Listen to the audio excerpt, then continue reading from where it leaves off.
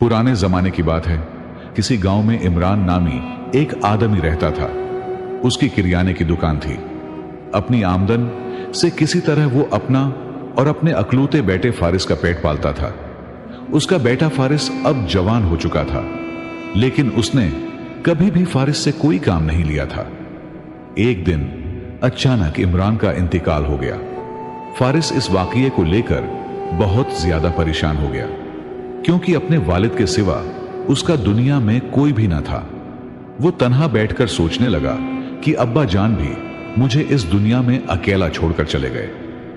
उसके वालिद के एक दोस्त ने उसे तसल्ली देते हुए कहा, सब्र करो बेटे, अल्लाह को शायद यही मंजूर था। अब तुम ही अपने वालिद का कारोबार संभालना होगा।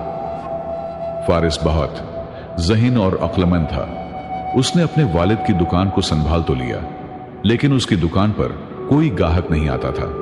एक दिन वो सोचने लगा, अगर यही हाल रहा तो कुछ ही दिनों में फाकों तक नौबत आ जाएगी। फिर कुछ दिन गुजरते गए। उसने फैसला किया कि दुकान से गुजारा करना मुश्किल है। चुनांचा उसने वो दुकान एक मालदार ताजिर के हाथ फरोख्त कर दी।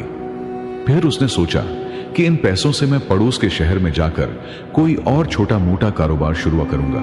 उसने इस बस्ती के बारे में सुन रखा था कि वहां के अक्सर लोग बेवकूफ होते हैं, इसलिए उसे वहां जाकर कोई कारोबार करना चाहिए।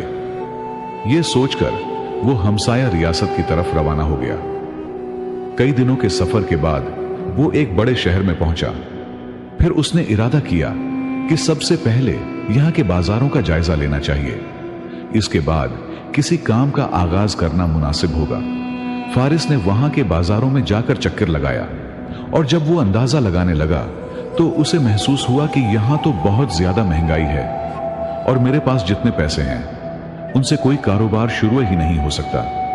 काफी सोच विचार के बाद उसने दिमाग लुढ़ाया और एक अनोखी तरकीब सोची।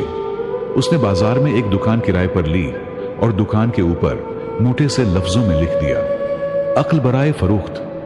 बाजार में कुछ लोग उसकी दुकान के सामने खड़े होकर उसका मजाक उड़ाने लगे। वो कहने लगे, क्या भला अक्ल भी कहीं बेची जाती है? कितना बेवकूफ है ये आदमी, आखिर अक्ल खरीदेगा कौन? लोग उसकी दुकान के सामने खड़े होकर ऐसी ही बातें कर रहे थे, लेकिन फारिस ऊंची आवाज में पुकारने लगा, सुनो भाइयों, मेरी बात मानो। किसी को भी कभी ना कभी अक्ल की जरूरत पड़ सकती है, फिर चाहे वो कोई छोटा बच्चा हो या कोई बुजुर्ग। बेशक तुम आज मुझ पर हंसो, लेकिन एक दिन जरूर आएगा जब मैं आप सबसे अपनी अक्ल का लोहा मनवा कर रहूंगा। असल में फारिस अपनी धुन का पक्का था। लोगों के मजाक का उस पर जर्रा